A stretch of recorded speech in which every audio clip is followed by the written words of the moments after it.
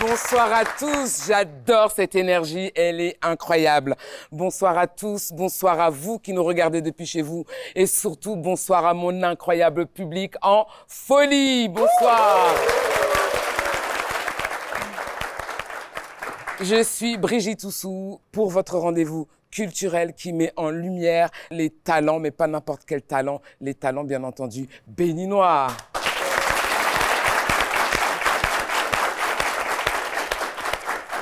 Et pour ceci, bien entendu, je ne suis pas seule, je suis toujours accompagnée de mes deux complices, l'élégante, la charmante et la distinguée Edwige, s'il vous plaît. Merci.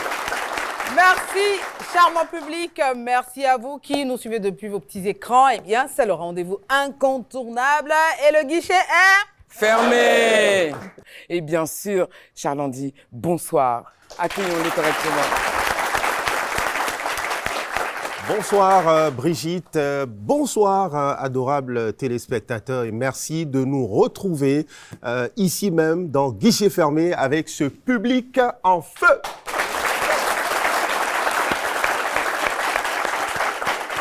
Mes chers amis, préparez-vous à une soirée encore exceptionnelle comme tous les samedis. Elle sera riche en découvertes et en émotions. Et pour cette nouvelle émission à guichet fermé, mesdames, messieurs, ce soir nous avons l'honneur d'accueillir une chef inspirante, une ambassadrice de la gastronomie africaine, une figure montante, plus que montante, dans le monde, pas qu'au Bénin, dans le monde culinaire. Et depuis plusieurs années, elle se distingue par son engagement à revaloriser les saveurs africaines, mais surtout béninoises. Oui, je suis chauvine et je l'assume, clairement, à travers des recettes modernes, créatives, fusion, tout en mettant en avant nos produits locaux. C'est ce qui fait sa touche assez exceptionnelle.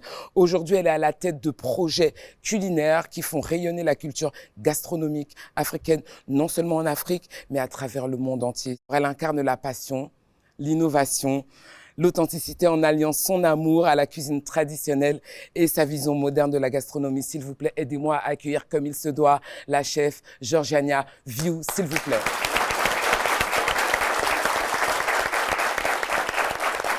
Ma chère Georgiana. Quel accueil! Merci. On a la vie qu'on mérite, ma chère. Comment vas-tu? Très très bien, je suis ravie d'être là. Merci pour cette invitation. J'ai hâte de découvrir tout ce programme très alléchant. En tout cas, on est vraiment heureux de t'avoir parmi nous dans l'émission à guichet fermé, le rendez-vous incontournable de tous les samedis. Il est jeune, mais il est brillant. Ce soir, on a l'immense honneur d'accueillir sur notre plateau un artiste, humoriste, passionné, talentueux, une figure de la comédie béninoise. Par son travail acharné, il cesse de nous impressionner, il cesse de nous faire rire. Oui, la joie. Merci pour ce que vous faites. Il nous ramène aussi de l'émotion et beaucoup d'humour. Chers amis, préparez-vous à découvrir l'univers de ce comédien exceptionnel. Aidez-moi à accueillir Samuel Sabin, s'il vous plaît.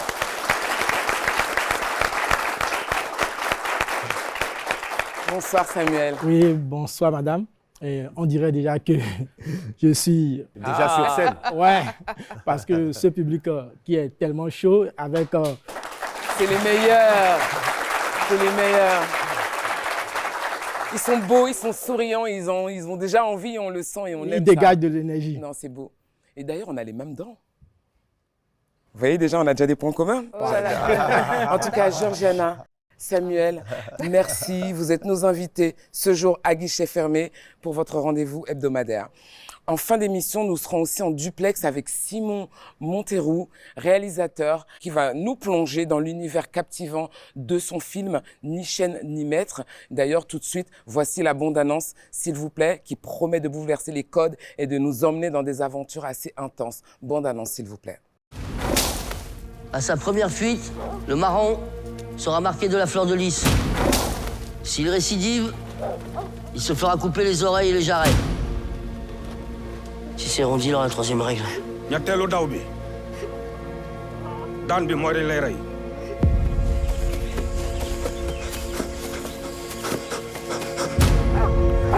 C'est la première fois que ta fille s'enfuit. Tu sais où elle va? Reste ici! I'm gonna mend my gun.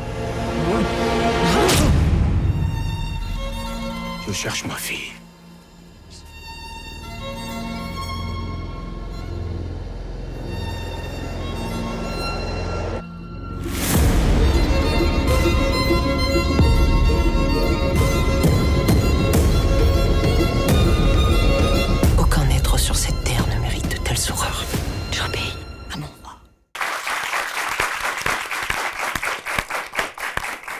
chers invités, est-ce que vous connaissez le réalisateur Simon Montero? Ou en Non. avez-vous entendu parler, Georgiana, Samuel? Une Ouais, découverte? particulièrement. Non, pas encore. Pas encore, ben très bien. Alors moi, Georgiana? forcément, j'en ai entendu parler. Ah, On s'est retrouvés même sur un vol qui arrivait à Cotonou. On a un peu échangé. Je trouve ça incroyable ce qu'il a fait. J'ai pas encore eu l'occasion de voir le film, je regrette, mais ça ne saurait tarder. en tout cas, cette bande-annonce nous donne plus que envie. Pour ceux qui l'ont pas encore vu, allez-y. Pour ceux qui l'ont déjà vu, on en discutera encore tout à l'heure. Et il a beaucoup d'informations à nous donner sur l'envers du décor, car ça a été un film réalisé avec beaucoup d'énergie, donc on va en savoir un peu plus. Merci d'être avec nous. Tout de suite, le Pass Culture.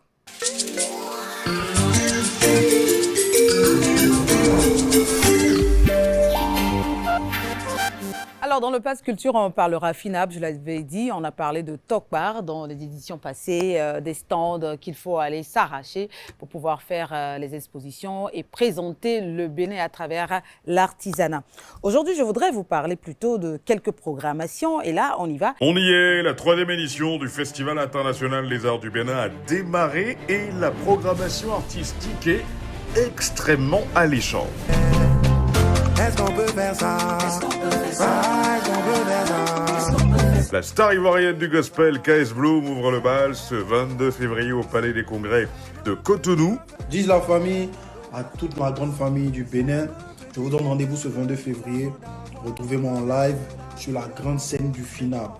Et ce 23 février, c'est un digne fils du Bénin, Didi Awadi, dont le père était béninois, qui viendra communier avec ses frères et sœurs.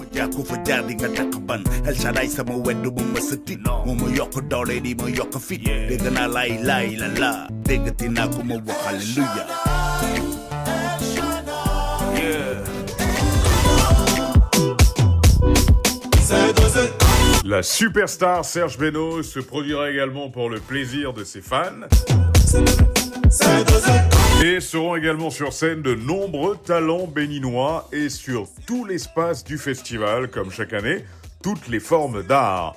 Ne manquez pas la 3e édition du FINAB, c'est jusqu'au 2 mars au Palais des Congrès de Cotonou. Excellent, merci Merci. Edwige. Comme à C'est ton moi. habitude, tu nous ouvres ton agenda, tu nous mets sur les bons plans de la semaine. Donc, toujours un pass culture bien garni, des lieux et des moments à ne pas louper dans Cotonou. Vous avez compris, prenez vos agendas à chaque fois qu'elle apparaît. Tout de suite, c'est le moment d'entrer pour nous dans les loges VIP, s'il vous plaît.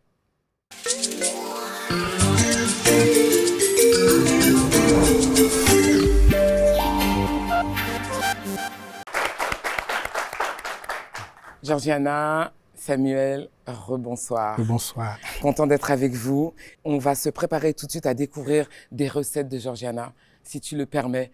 Je sais pas si on pourra les refaire, mais en tout cas, on va s'en inspirer pour essayer de s'en approcher. Donc, tout de suite, un extrait de la chef étoilée Georgiana View, s'il vous plaît.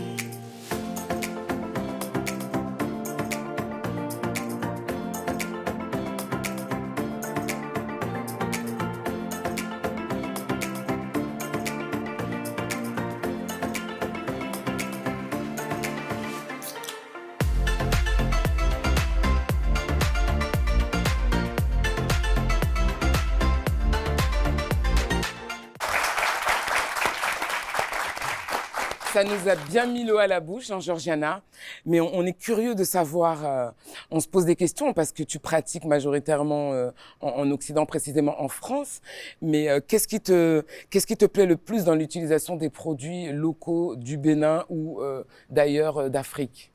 Alors déjà, j'aimerais préciser que si j'ai bonne mémoire, c'est ma toute première télé depuis très très longtemps au Bénin. Donc ça me fait tout drôle. Quel privilège! Eh ben, on est vraiment fiers que tu sois sur ce plateau pour ce retour en télé béninoise. En tout cas, tu es ici chez toi, sache-le. C'est gentil. Et donc, sur l'utilisation des produits, en fait, quand j'ai fait ma reconversion il y a une quinzaine d'années, j'ai d'abord voulu, étant autodidacte, n'ayant pas ma mon format familial à l'époque, j'avais des enfants en bas âge, etc. Ne m'a pas permis de pouvoir faire une école. Enfin, je trouvais que c'était trop compliqué. J'en avais 3 en bas âge. Aller faire une école, tout ça, c'était compliqué. Donc, j'ai appris un peu par mes propres moyens, par des bouquins, en faisant des stages, des expériences dans différents restaurants. Et donc, au début, je me suis dit, voilà, pendant 10 ans, je vais m'atteler à reproduire, en fait, la cuisine française, plus particulièrement la cuisine provençale, parce que j'habitais déjà à Marseille à cette époque-là. Et si 10 ans après, je suis toujours dans le domaine, eh bien, à ce moment-là, je mettrai un peu plus de moi, c'est-à-dire de mes origines, dans ce que je fais. Et c'est vrai que ce moment-là a coïncidé avec ce moment qu'on sait tous où, en tout cas en Occident, en France en tout cas, les projecteurs sont vraiment braqués sur l'Afrique pour X raisons, dans l'art, dans la musique, et aussi au niveau de la gastronomie, que ce soit pour des questions, tout ce qui touche aux allergies, aux intolérances. Donc l'Occident s'intéresse aussi à certains produits que nous, on mange déjà chez nous depuis très longtemps et qui nous permettent d'être en bonne santé. Pardonne-moi de te couper, mais le côté bio n'est pas une nouveauté en Afrique. C'est un art de vivre. Il est important et au-delà du bio, même, c'est même l'agriculture raisonnée tout court, quoi. Ouais. Et des produits qui vont être très bénéfiques, pas allergènes, et en même temps nécessiter peu d'eau. Enfin voilà, écologiquement, au niveau de la santé, c'est très bien. Donc, tout ça arrive en même temps et je me dis, bon, ben tant mieux. Le timing est bon. Moi, ça coïncide avec le moment où je me suis dit que j'allais rajouter un peu de moi dans ma cuisine. Et puis en plus, tout le monde c'est un peu plus audible pour les gens parce que justement, il y a cette mise en lumière du continent. Et donc, l'idée, c'est de prendre des produits que je vais trouver. C'est pas de prendre l'avion tous les 4 matins pour aller chercher des choses, mais et de les adapter à la cuisine que je fais. Tu as commencé par quoi? Qu'est-ce que tu as ramené en premier dans ta cuisine française? L'huile de palme? Oui, parce que l'huile de palme, ben voilà. Comme elle est décriée à juste titre parce qu'elle est raffinée, utilisée dans l'agroalimentaire, du coup, ça devient quelque chose de toxique, enfin, de pas du tout bon pour la santé, ce qu'on va retrouver dans les pâtes à tartiner industrielles. Alors que nous, celle qu'on a, c'est de la bonne, si je peux me permettre. Et en plus, on n'a pas ce problème de déforestation qu'il y a eu, je crois, majoritairement en Amérique du Sud, pour pouvoir fournir toutes ces industries exactement agroalimentaires. Donc, moi, je prends du bonzomi et puis j'en mets dans mes valises et je vais en mettre des petites touches. Attention, comme je dis, c'est pas parce qu'on met de la sauce soja dans sa cuisine ou dans une vinaigrette qu'on fait de la cuisine japonaise. Donc, je ne fais pas de la cuisine béninoise là-bas, mais en tout cas, je fais découvrir des produits. Après, il y a eu aussi le gombo, parce qu'en plus, maintenant, il y a des gens qui en cultivent en France. Des règlements climatiques obligent, je pense. Et puis le hafiti aussi, que j'utilise pas mal. Excellent. Et puis le gari, on fait voilà, 2-3 ingrédients comme ça que j'apporte et que j'utilise pour me pimper. Alors, Georgiana, une question, Brigitte. Hein. Bien sûr. Tu as nommé beaucoup d'ingrédients. Quand tu dois repartir comme ça fait quoi? Un total de combien de kilos dans tes bagages? Eh bien, pas tant que ça. Pas tant que ça. On trouve tout. Parce qu'on trouve presque tout, mais surtout récemment, il y a une dame qui fait du wangashi dans le centre de la France. Ah. Donc, elle a trouvé... Génial. Génial. Vraiment. Elle a trouvé le moyen de réaliser la présure, c'est-à-dire, vous savez, il y a cette plante, la plante du pommier de Sodome, qui permet d'avoir la présure et de donc faire coaguler entre guillemets, le lait pour avoir le fromage. Oui. Et donc, elle a réussi ça et elle le commercialise. Donc déjà, ça, je n'ai pas besoin de mettre dans mes bagages. Souvent, ce que je ramène, c'est une bonne bouteille de Solabi et puis l'huile de palme. Je te vois. Je te vois. Elle aime les bonnes choses. Je te vois, franchement, de très bonnes sources. Voilà. C'est génial. Samuel, tu prépares un petit peu?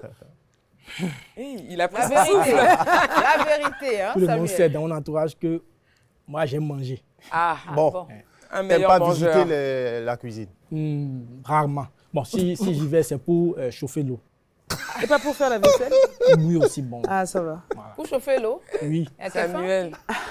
Dans la liste à marier, là, c'est... oui. Elle est légère, hein? Oui. Je disais à ma soeur, un jour, si tu apprends que je veux me marier et que celle que je dois épouser ne s'est pas préparée, appelle-moi, il faut me prier pour moi. On va aussi prier pour vous, alors.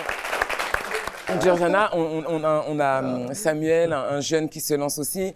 J'aimerais que tu puisses nous donner un conseil, et pas que pour les personnes qui se lancent dans le secteur de la cuisine, un conseil que tu donnerais à ces jeunes qui veulent se lancer. Quelles sont les barrières à briser que tu as su briser pour te développer, t'émanciper? Tu es autodidacte, donc ce qui veut dire qu'à la base, on n'y aurait peut-être pas cru, mais voilà qu'aujourd'hui, tu t'assois à On y côté est, quoi.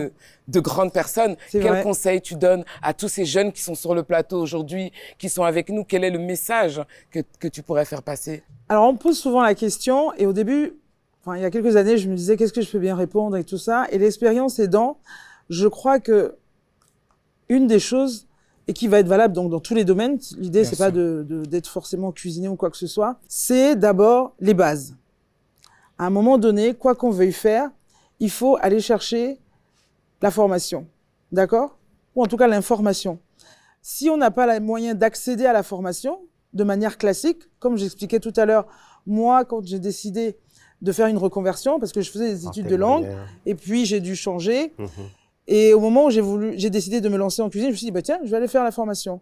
Mais ma situation personnelle faisait que, pour des raisons personnelles, donc familiales, et puis aussi parce que c'était très onéreux, j'ai trouvé une autre solution pour aller chercher la formation, d'accord? Donc la formation, par n'importe quel moyen possible. Une fois qu'on a la formation, une fois qu'on a les bases, eh bien après, il faut l'expérience. Et l'expérience, c'est la pratique. Donc, chercher à faire des stages, aller voir ce que font les autres, se nourrir en fait, se nourrir. Théorie, pratique. Une fois qu'on a ça, on va exercer. Il y a une phrase qui dit « la fonction crée l'organe ». Eh bien, dans tous les métiers, c'est pareil, c'est à force de pratiquer, c'est en forgeant qu'on devient forgeron. Forgeron, ouais. Donc, il ne faut pas être trop pressé, il faut prendre son temps, pas trop. Enfin, il faut trouver l'équilibre, il ne faut pas vouloir aller trop vite. Aujourd'hui, on est dans une société où les réseaux sociaux aidant, attention, c'est bien les réseaux sociaux, mais il y a aussi l'envers du décor où on se dit « ah, il a 1 million de followers, il gagne sa vie, moi aussi je vais faire des vidéos. » Enfin, ça va pas toujours mais aussi derrière, vite, hein, même pour dans les la personnes réalité. qui font des vidéos, déjà, c'est pas tous ceux qui font des vidéos qui gagnent beaucoup d'argent, mais Tout c'est n'est pas surtout rose, hein. beaucoup de temps Ouais. à poser la caméra, à choisir le C'est sujet, très à chronophage. s'habiller. Enfin, C'est un bref, métier, voilà. c'est un métier Donc, aussi. quoi qu'on choisisse comme activité, il faut la formation, la pratique, l'expérience. Et puis après, une fois qu'on a acquis un peu tout ça, on peut commencer à mettre au service de ce savoir-faire sa créativité, son art, Donc, sa de vision. l'entraînement, de sa vision. l'exercice. Et là, à ce moment-là, peut-être qu'on va passer encore un cap. Alors, Top. moi j'ai envie Merci, Georgiana. d'ajouter quelque chose. Je disais justement, dans le parcours en fait que vous avez eu à décrire brièvement, le facteur temps est très important et vous êtes revenu là-dessus. Vous vous êtes dit, OK, je vais faire ceci pendant 10 ans. Et si après 10 ans, je suis encore dans le domaine, je vais rajouter, je vais affiner mes compétences, je vais rajouter un peu de moi, de ma personnalité. Et c'est ce qui manque aujourd'hui aussi. Parce que je trouve que 10 ans, c'est le minimum, en fait, pour dire, OK, j'ai commencé à avoir quelques bases. Moi, je n'ai pas fini d'apprendre, en fait. 10 ans, c'est très Il faut court. se projeter, en fait. Il faut se projeter. Il faut, de toutes les façons, enfin, moi, je fonctionne comme ça. Si je ne me donne pas des objectifs, ben, j'avance pas, en fait. Si ce n'est pas pourquoi tu te lèves le matin, je pense que tu restes dans ton lit un bon moment. Alors que quand tu sais que tu as ça et ça à faire avant la fin de la journée, tu bouges. Ben, tu y vas, quoi. Ah oui, voilà. Merci Voilà. beaucoup pour ce beau conseil. J'espère que c'est passé, hein. D'ailleurs, ça me pousse à rebondir sur Samuel. Samuel, toi, comment tu t'es formé pour arriver justement au développement de cet art? Tu es né avec, comment tu t'entraînes tous les jours pour devenir chaque jour la meilleure version de toi-même? Donne-nous le secret aujourd'hui. Né avec, je ne dirais pas ça. D'accord. Mais j'ai l'habitude de dire que je ne suis pas un génie et je n'ai pas de talent. Mais je dois travailler. Donc tout à l'heure, quand Madame Georgiana était en train de parler, elle a dit qu'elle était autodidacte et qu'elle a pris du temps pour apprendre. Et après, il y a eu la pratique, il y a eu aussi maintenant l'expérience. Le début n'est jamais facile. Déjà, j'ai commencé courant 2019-2020, au temps de la Covid. Et on m'a envoyé à l'université pour étudier. Ce n'est pas pour faire ça. Mais depuis le secondaire, déjà, j'aimais ça. Mais comment faire? Je voyais les gens venir et pour la majorité des gens, du peuple aussi, c'est qu'ils viennent devant seulement, ils ne commencent pas à improviser. Erreur. Quand j'ai commencé ça, j'ai appris qu'il faut écrire le test. C'est ça. Et quand il on faut a construire. commencé, oui, et quand on a commencé là en 2019, courant 2019-2020, j'ai pu rencontrer des personnes, des amis, des camarades de moi qui étaient aussi passionnés de la chose, du stand-up, et on s'est lancé. Et sur le chemin, on a rencontré Sam le Terrible qui nous a aidés. Il y a aussi Eliphaz qui nous a formés. Donc, c'est de là qu'on a pu avoir les bases. Mais il y a eu beaucoup de pratiques. Puisque tu écris un test de peut-être 10 pages, on retient une seule ligne et même la seule ligne qui est gardée, il faut reconstruire ça aussi. Tu te dis, finalement, parce que ce truc, c'est pour moi. Et comme Madame Georgiana vient de le dire, La vaisselle. Merci Samuel. après 10 ans, on se demande aussi, si après 10 ans, je suis là, bon, nous on se dit, si après 5 ans, mais 6 ans, nous sommes là, on va continuer. Mais si après, on n'est pas là, on va laisser. Et je pense que tout à l'heure, dans son intervention, elle vient de me redonner du courage et à moi et à mes amis, je suis sûr qu'ils me regardent aussi, de poursuivre l'aventure.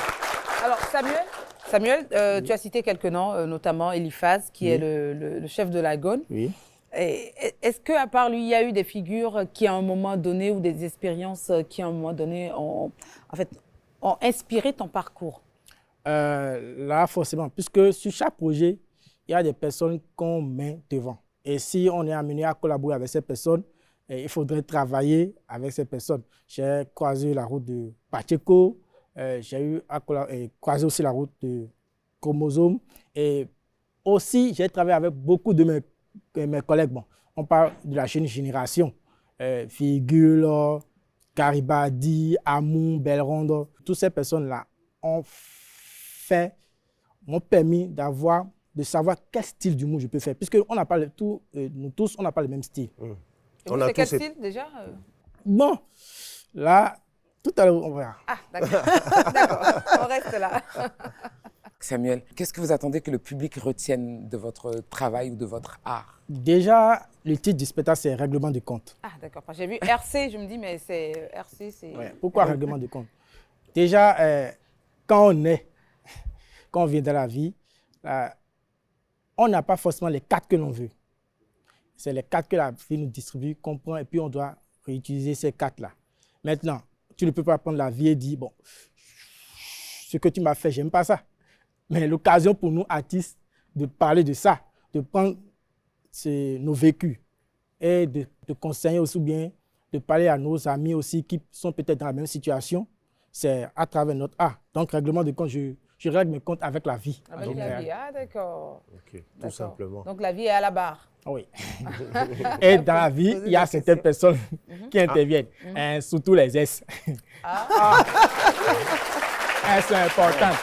Les femmes claires. Ah, ça sent... Les femmes, pardon, Les pardon. femmes claires. Ça sent le gourmand, ça sent le gourmand. Oui, mais pardon. Il a eu mal. Non, Pendant qu'on y est, je disais... pendant qu'on y Moi, est, petite curiosité. Je crois que je suis dans la catégorie femme claire. Je ne sais Non. pas ce qu'on lui a fait, mais Non. attention, je serai là pour les défendre. Ils ne sont pas visés. Je disais, Blague bon, il y a un de mes amis maintenant qui m'appelle docteur. Je dis oui, je mérite ce titre parce que 7 ans de relation, ça n'a rien donné. Au moins, je suis docteur. Docteur. C'est important. Elle est pas mal, elle est pas mal. De longues études, hein, de longues études. Oui, Alors, oui, je maîtrise à peu près toutes les facettes maintenant de la situation. De longues études. S'il y a des gens qui ont vécu un gourmet, passez chez moi, je peux vous aider. Waouh. Il perd pas le nord. Hein, Non, il est très focus. Focus, c'est bien, c'est bien, c'est bien. Chef Georgiana, est-ce que tu peux nous en dire un petit peu plus? Donc, c'est ton premier plateau depuis de longues années au Bénin. Qu'est-ce qui t'a ramené là au Bénin? Dis-nous tout pour ceux qui ne le savent pas. Moi, je le sais. Mais j'ai envie qu'on en parle parce que je suis et on est très et trop fiers. Là, les images que vous avez vues, c'est des images qui ont été tournées en France par un super photographe qui s'appelle Maki Manoukian. Et c'était dans 2 cuisines différentes. Il y avait les images à Rouge, là où j'avais la veste, c'est le restaurant dans lequel j'officie. À Nîmes, dans le sud. Et puis, il y avait les images un peu plus décontractées, avec d'ailleurs un plat un peu plus bistronomique. C'est comment on appelle ça, une résidence que j'avais faite à Paris. Et ce qui m'emmène à Cotonou aujourd'hui, c'est la signature de la carte d'un restaurant qui se situe au premier étage du Sofitel. Donc, j'aimerais remettre un peu les choses en place. Je ne suis pas la chef du Sofitel. Voilà. Il y a un chef qui s'appelle Raphaël Kinimo d'ailleurs. Il y a un chef qu'on salue, qui est incroyable, qui est le chef exécutif donc, de cet hôtel 5 étoiles. Et il y a un restaurant qui a été construit, aménagé au premier étage, et dont moi, j'ai la charge de construire les plats. Voilà. Ouais. Donc, le menu va changer régulièrement. L'idée, c'est de venir à chaque changement de carte et de pouvoir former les équipes. Donc, l'ouverture s'est faite mi-décembre. Je remercie déjà toutes les personnes qui sont venues nous voir. Les débuts étaient un peu compliqués. C'est toujours le cas, hein, quel que soit l'endroit. Mais je peux vous dire que plusieurs semaines après, plus d'un mois d'ouverture, eh bien, non seulement l'énergie des équipes, elle est incroyable, l'envie est là. Et je dois l'avouer, très agréablement surprise par leur qualité d'absorption, en fait. Voilà. On a encore beaucoup de chemin, mais c'est de très bon augure pour la suite. Et je suis ultra fière. Si j'ai 2 secondes, je les cite tous. Donc, il y a Naomi, qui, elle, nous vient de Belgique et moitié congolaise. Mais après, toute l'équipe est béninoise. Donc, il y a Ambroise, On parle des talents, donc tu peux en nommer quelques-uns, bien sûr, ils ont leur place. Ambroise, François, c'est l'occasion de leur rendre... Damas, qui est sourd-muet et qui est incroyable. Pas parce qu'il est sourd-muet, mais parce que, voilà, malgré son handicap, il s'intègre vraiment bien à l'équipe. Ferrandini, j'ai dit François, voilà. Ézéchiel. On va les applaudir, pourquoi pas. Bravo à toute cette équipe incroyable qui t'accompagne. Il y a Edwige. Non, et puis surtout, attendez. Elle pose un CV, là, on dirait. Ouais. Mais j'en ai déjà une, elle est incroyable. Donc ça, c'est la petite équipe du restaurant qui s'appelle L'Ami, qui est aujourd'hui une brasserie chic. Donc, c'est une cuisine française avec des produits locaux. Aujourd'hui, on va dire qu'on est à 70-30%. 30% de produits importés, notamment la viande rouge et la viande de cochon. Et puis de temps en temps, un peu de caviar, des choses comme ça. On se fait plaisir. Mais l'idée, c'est tout doucement d'emmener nos artisans locaux. En gros, il y a quand même des normes à respecter quand on a un restaurant, la chaîne du froid, etc., etc. Donc, une fois que tout ça, on pourra le mettre en place avec des agriculteurs, des éleveurs, etc., peut-être que d'ici 1 an ou 2, on pourra manger à l'Ami une carte de cuisine française, mais avec des produits 100% locaux, qui sait. Et ça, justement, ils sont facilement sourçables, ces fournisseurs dont tu aimerais, ils sont facilement sourçables. Alors, il y en a quelques-uns. Il y a vraiment beaucoup de gens qui font des choses incroyables au Bénin. Moi-même, ça faisait quelques années que je rentrais plus beaucoup. Et cet été, dans l'idée d'ouvrir ce restaurant, j'ai commencé à regarder un peu, à questionner, à chercher. Et il y a vraiment je vais pas en nommer, comme ça, je fais pas de jaloux. Mais en termes de maraîchage, en termes de plantes aromatiques, en termes de... Même, il y a une femme qui est bouchère, mais qui élève aussi certaines bêtes. Elle fait de la volaille, de l'agneau déjà, etc., etc. Enfin, c'est incroyable ce que les gens font. Et c'est vraiment de très bonne qualité. Donc, moi, je suis très confiante. C'est pas genre, on va venir leur apprendre, quoi. Ils savent déjà. Il y a déjà les compétences. Donc, c'est juste après quelques réglages, quelques cadrages, et ça va être génial. Non, mais c'est super. Moi, j'ai une préoccupation, Brigitte, si tu le permets.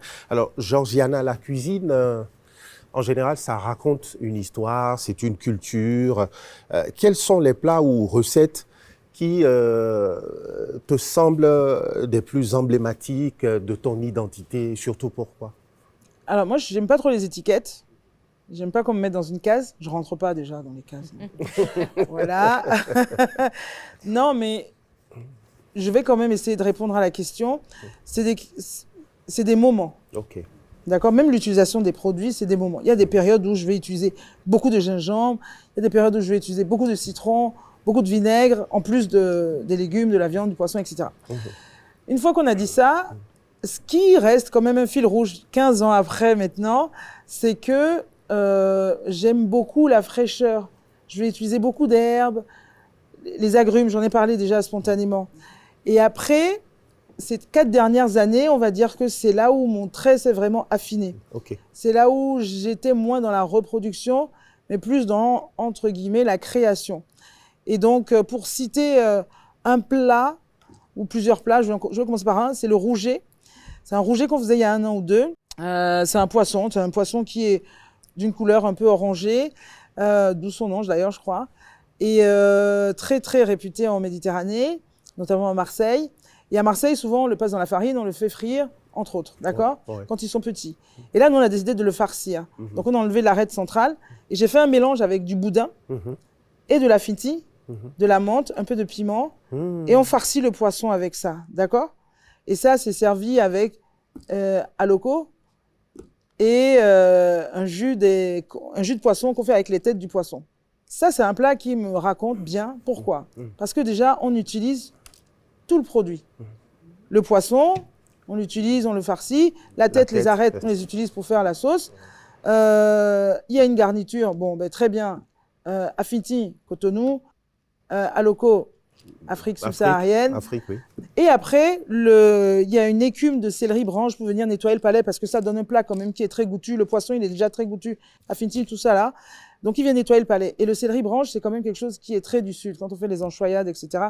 Voilà. Donc ça, c'est un plat qui me raconte vraiment. C'est une assiette qui a du goût, qui a du peps, un tout petit peu relevé, mais avec une touche de fraîcheur et qui rassemble en son sein des produits de mon enfance et de ma terre d'adoption.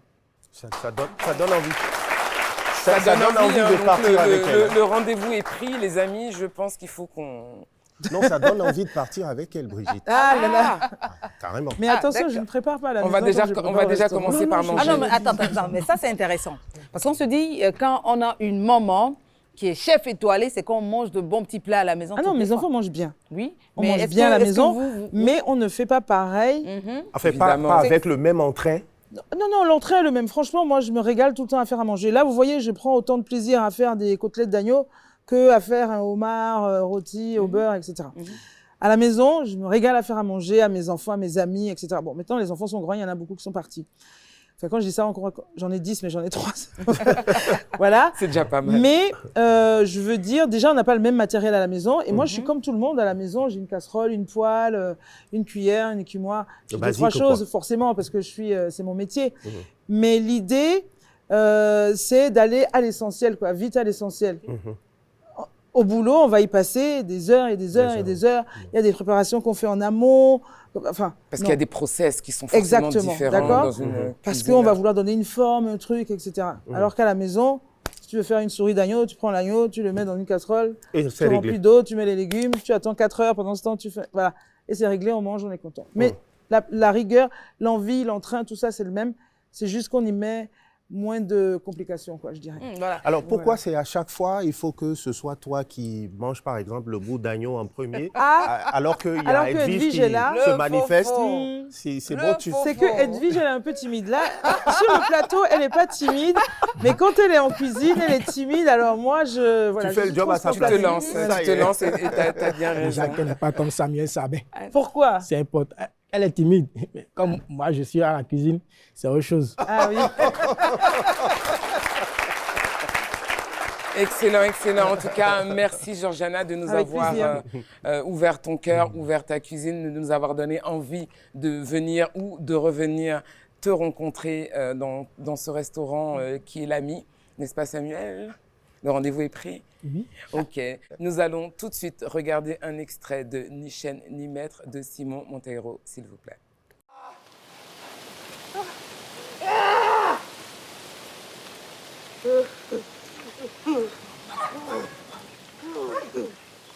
Les Malgaches, eux, ne cherchent jamais à s'enfuir. C'est vous, les Wolofs, qui me forcez à agir comme ça. Si c'est Rondi, la troisième règle. ñetteelu daw bi daan bi mooy dañ lay rey. Ce code, c'est la loi. Il n'y a jamais eu d'exécution sur cette terre. Faites en sorte que ça n'arrive jamais. kenn musu fi boom kenn fexe leen boobu moo fi am.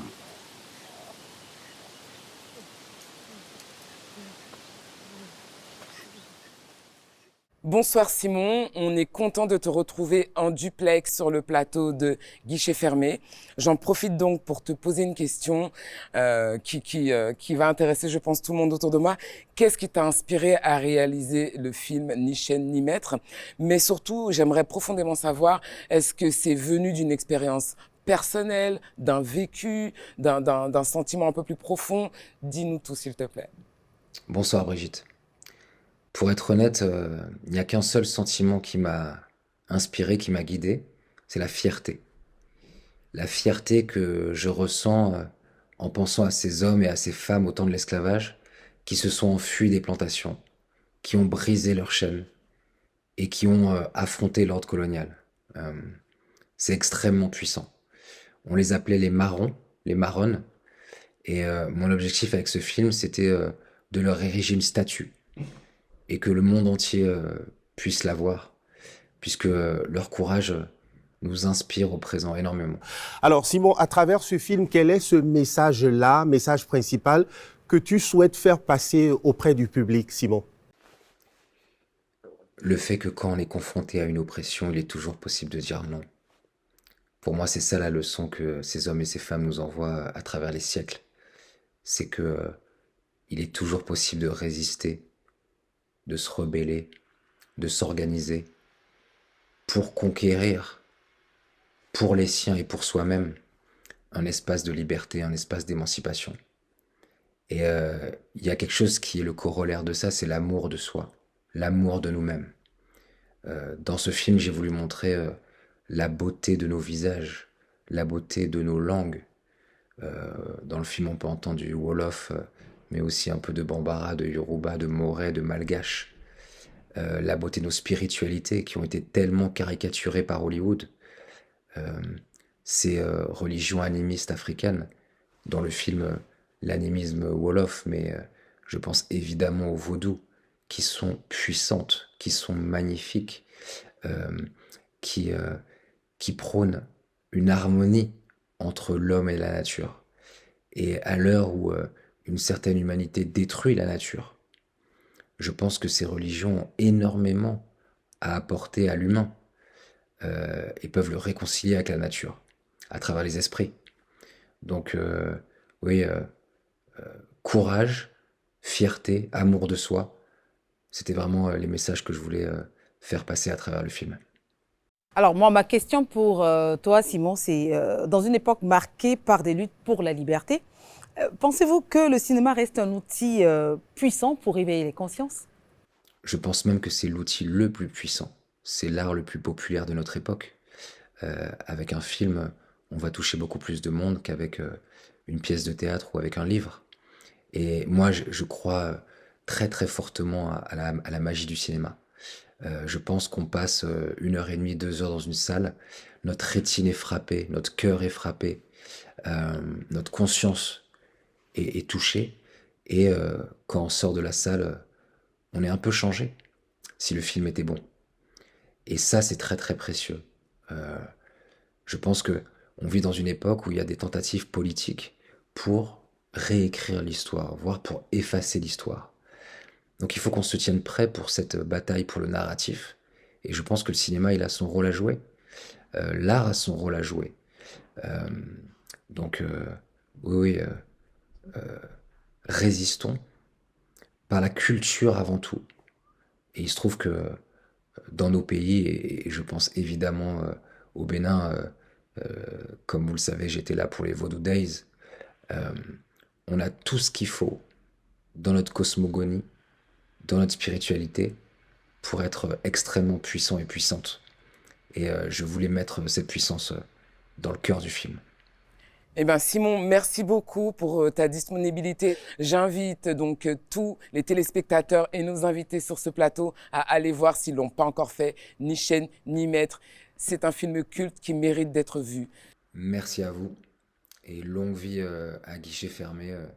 J'ai hâte de suivre les prochaines émissions. Très très bien, à bientôt. Le Bénin, notre trésor caché. Et comme chaque semaine, Charles Andy nous emmène à la découverte de ceci à travers les scènes du Bénin.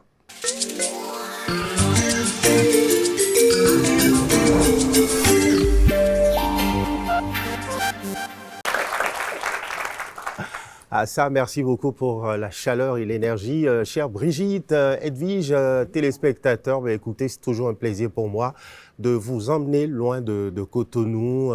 Et aujourd'hui, j'ai choisi de vous emmener dans le Mono, déjà, le département du Mono.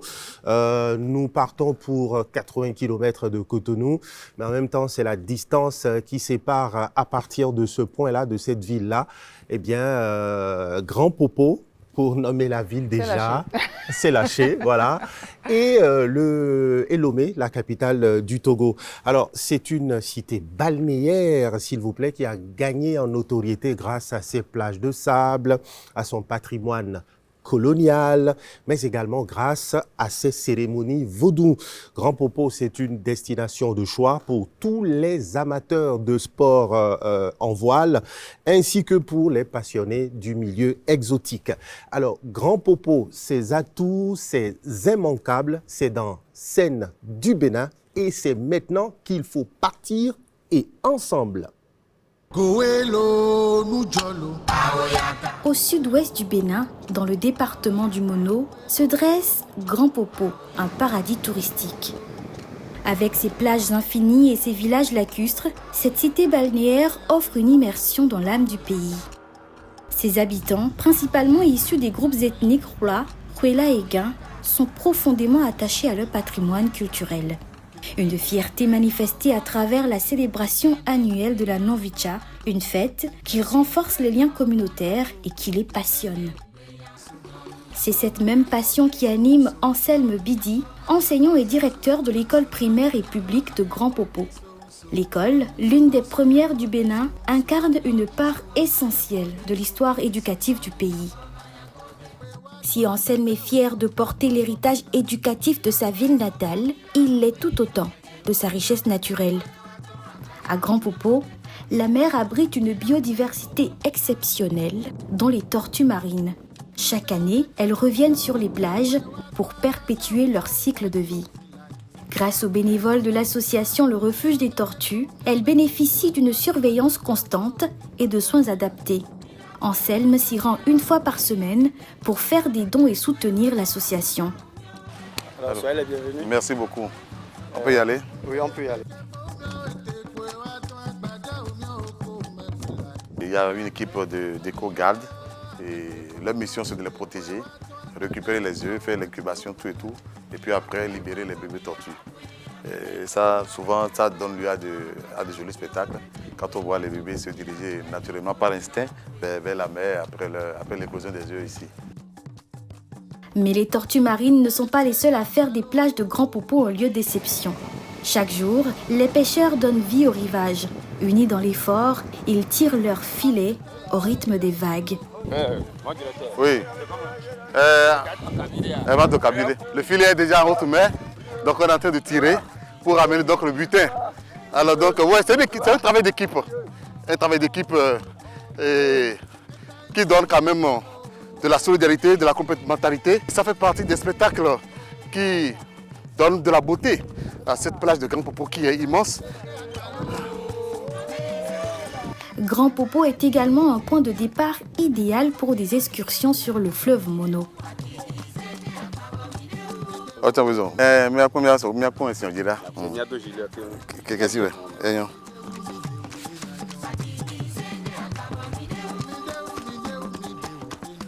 Le fleuve, long d'environ 467 à 530 km, est une voie d'eau majestueuse bordée de mangroves.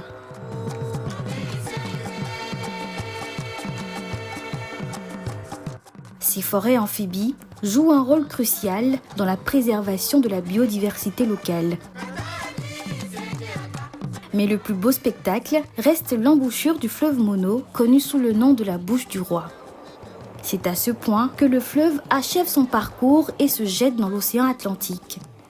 Le paysage conserve toute sa splendeur grâce à un plan d'assainissement mis en place par le gouvernement. Il y a un programme du gouvernement qui a engagé des brigadiers sur tout le long du littoral, de Semepodi à Ilakondi.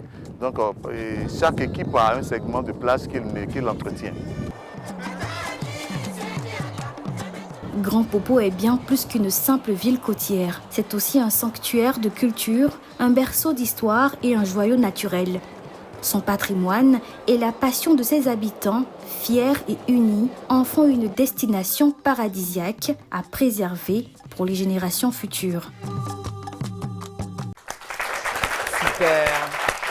Charles-Andy, merci. Merci encore pour cette découverte et merci à notre magnifique équipe derrière qui nous ramène à chaque fois d'excellentes et de très belles images. Chers invités, quand on dit Grand Popo, ça résonne comment? Souvenir ou à découvrir? Pour moi, à découvrir. À découvrir? Oui.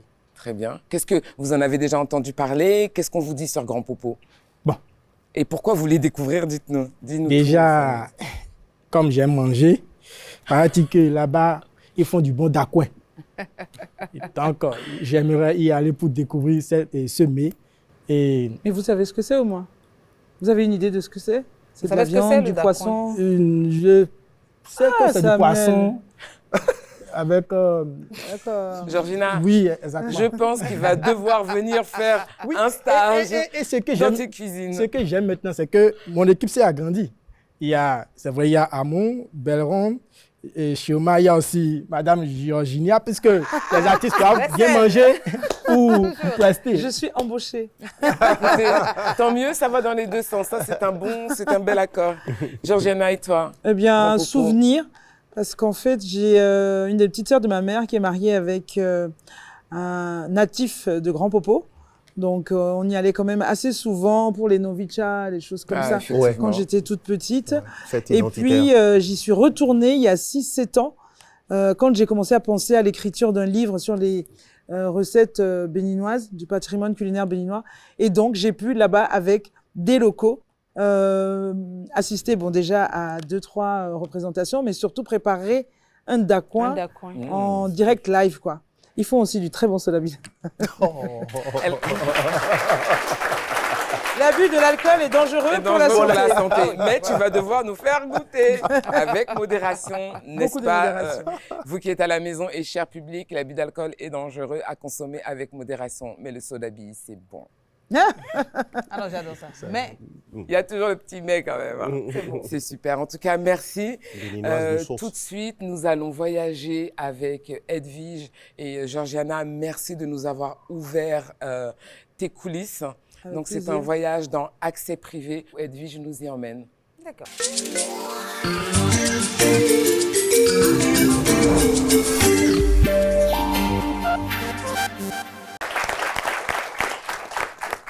Accès privé, c'est un accès VIP forcément, parce que nous vous emmenons là où vous ne pouvez pas aller seul. Nous sommes dans la cuisine de la chef Georgiana Viou et je préfère vous laisser regarder.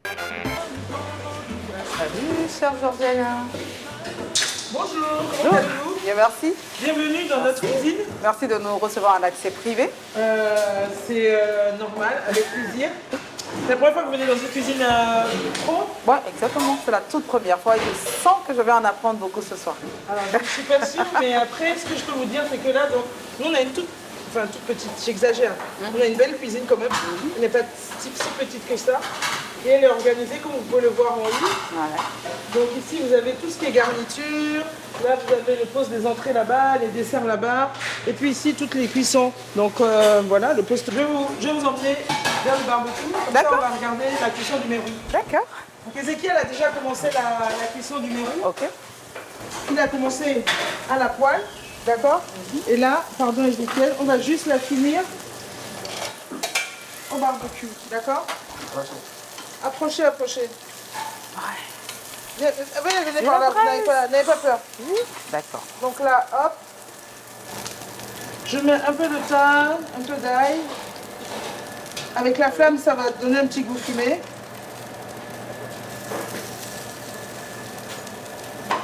Alors, ce qu'on fait même, on ferme un tout petit peu, Ézéchiel va me donner le couvercle. Et ça apporte un petit goût comme si c'était braisé, quoi. Voilà. Donc là, c'est que des produits d'ici. Et ça, le mérou, on le sert avec un gratin d'igname. De l'autre côté, comme je vous ai dit, ça, c'est le coin des cuissons. Le gratin d'igname, on voit que là-bas, Ambroise, il est déjà en train de le remettre à température. Salut Ambroise. Voilà, Ambroise, il parle anglais chez nous. Oh. Et avec son assistante, non, c'est un binôme. J'essaye de faire deux personnes par poste. Par poste. Voilà, donc elle va préparer une laitue avec.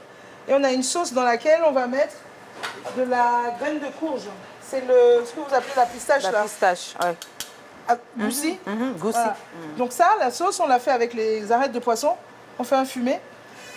Et dans le fumé, on va venir mettre un peu de tomate et un peu de goussi. Donc c'est pas une sauce goussi, mais il y a quand même les produits d'ici. L'idée, c'est quoi? C'est de dire, on prend des techniques françaises et on va les adapter aux produits d'ici pour emmener de nouvelles recettes. Ambroise, est-ce que je peux avoir le gratin, s'il vous plaît? Super. Donc là, Ambroise, il a remis le gratin à température. La salade, s'il vous plaît. La sauce, on chauffe? Non, on chauffe. arrête de dire déjà, Ézéchiel. Donc là, c'est vous qui dressez comme vous voulez. Vous avez le gratin, vous avez la salade, vous avez le poisson et vous avez la sauce. Donc c'est vous qui mettez comme vous voulez, comme si vous étiez la chef. Parti. Donc je pense qu'on va mettre la pièce principale d'abord. D'accord. Mais c'est vous qui décidez, c'est vous, c'est votre assiette. Pièce principale, je fais ça. Mais là, je fais les maths, je me demande s'il faut poser.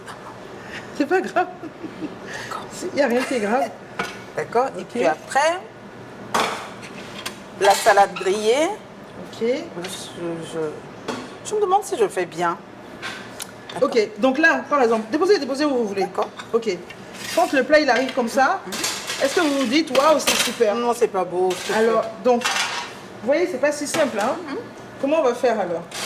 Est-ce qu'on ne pourrait pas faire quelque chose comme ça?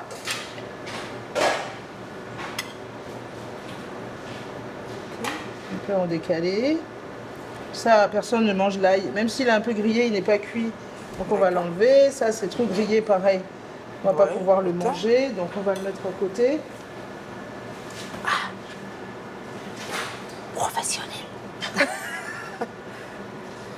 Voilà. Là, la salade, on va la mettre comme ça. Elle a un peu plus chaud. On va la mettre comme ça. D'accord? Ça nous donne un tout petit peu de volume à l'assiette. D'accord? Et on se dit que le client, quand il est devant, vous êtes le client, vous êtes à table, et vous voyez l'assiette comme ça. C'est-à-dire comme ça pour les téléspectateurs, ça veut dire l'assiette est comme ça. D'accord?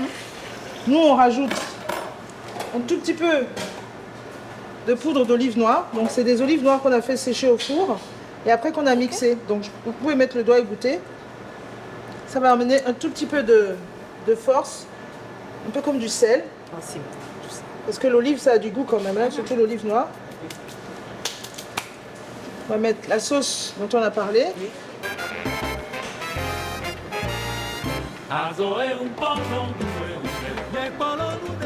Et là, vous allez dire service. Service. Non, là-bas, la salle. Alors, on recommence. D'accord, vous êtes bien sérieux. Il faut que vous soyez sérieux, d'accord? Sinon, le service, vous ne pouvez pas sérieux. D'accord. Esprit de chef. Voilà. D'accord. Je dis ça. Service. Ah. Bonsoir, Ariel. Ça part à la 14. Est-ce que vous... Merci. Et c'est parti. C'est passionnant, ça. Bon, applaudissements. Un accès privé avec la chef Georgiana Viou et toute son équipe. Donc, c'était accès privé sur un guichet fermé. Georgiana, un grand merci de nous avoir ouvert les portes aussi généreusement de ta Avec cuisine, plaisir. de nous avoir permis de rencontrer tes équipes, car on dit souvent que ce sont les petits clous qui tiennent les gros tableaux, et tu nous prouves encore que derrière toi, cette équipe fait ta fierté. Et voilà, la magie s'opère pas que quand le plat sort, elle s'opère à travers toute cette ligne de personnes et de process qui y participent. Merci, on a appris énormément de choses, merci. Et tout de suite, nous partons avec Charles Andy dans les coulisses de l'histoire.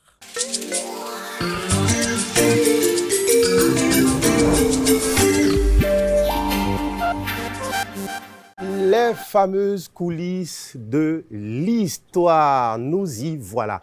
Alors, chers amis, vous qui nous suivez tous les samedis, eh bien, aujourd'hui, on va s'attaquer à l'un des trésors culinaires de notre cher et beau pays, le Bénin. Je vais demander à la régie de nous faire ça, déjà. Et bien voilà, très bien. Alors, dans le public, hein, ça siffle. Oui, j'ai compris. Tenez-vous tranquille pour en parler aujourd'hui. Je pense que j'ai pas de talk, j'ai pas mon tablier. Par contre, j'ai sur le plateau une chef étoilée, Georgiana Viou. Je pense que ça vaut mieux d'aller recueillir, eh bien, ces bénédictions. Mon Dieu, Bao. C'est beau, c'est beau, c'est beau.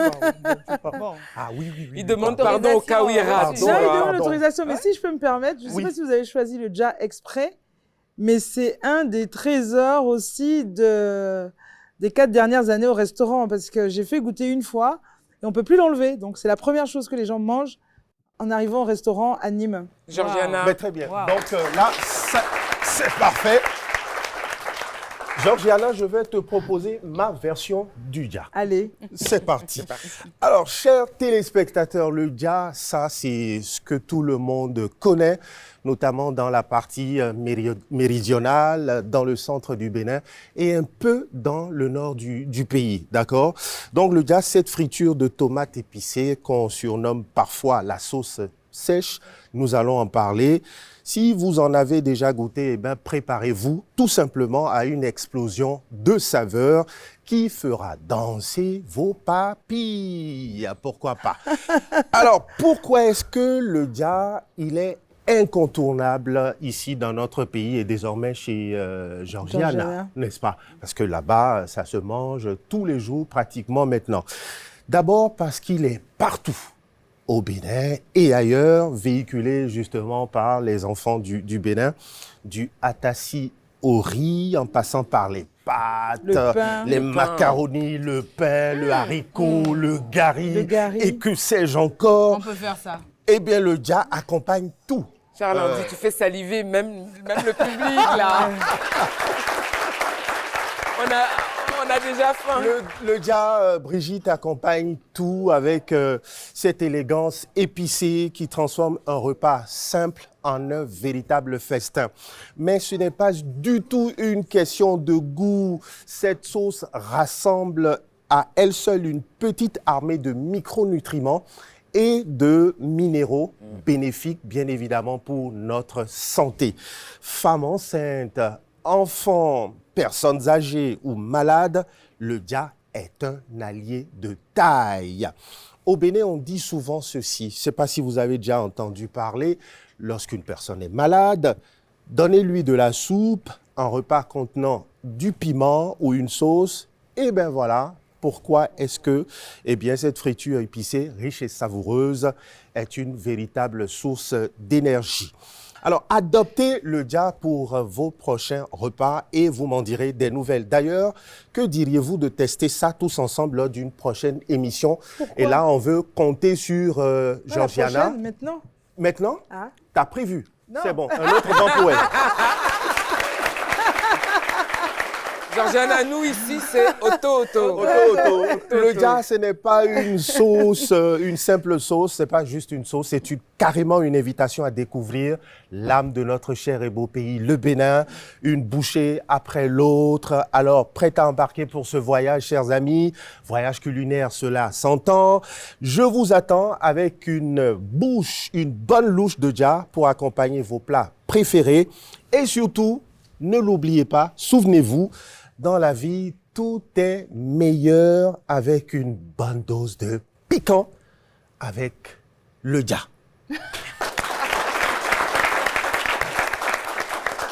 Merci, super, Charles-Andy. Tu nous as vraiment mis l'eau à la bouche. Merci beaucoup. Tout le monde connaît, mais tu nous as donné envie d'y retourner encore. Rendez-vous juste après le générique de fin.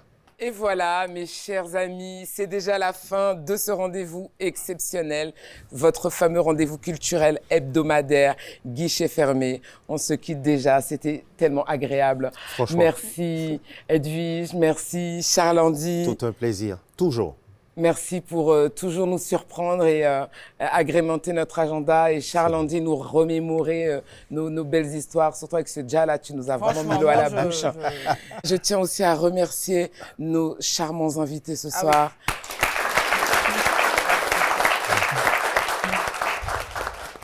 Georges, je vais commencer par Madame Georgiana. Merci pour ta présence, ta disponibilité et l'ouverture de tes cuisines dans ce palace-là. C'était exceptionnel. Merci. Et surtout pour ces bénédictions pour mon dja. Ça fait peur. Hein. En tout cas, cher public, applaudissez-vous vous-même. C'est magnifique. Beaucoup, on adore. Bravo.